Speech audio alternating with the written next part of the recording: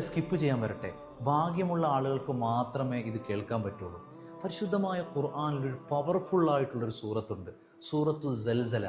ഈ സൂറത്ത് ഇത് കേട്ടിട്ട് നിങ്ങൾ ഓതുകയാണെങ്കിൽ അള്ളാഹു സുബ്ഹാനഹു വ തആല അതിൻ്റെ ശ്രേഷ്ഠതകളും മഹത്വങ്ങളും എല്ലാം ഈ ദുനിയാവിലും നൽകും, ആഖിറത്തിലും നൽകും. സൂറത്തു സൽസല ഒരു തവണ ഒരാൾ ഓതുകയാണെങ്കിൽ പരിശുദ്ധമായ ഖുർആൻ പകുതി പാരായണം ചെയ്ത കൂലി അള്ളാഹു തആല നൽകുന്നതാണ്.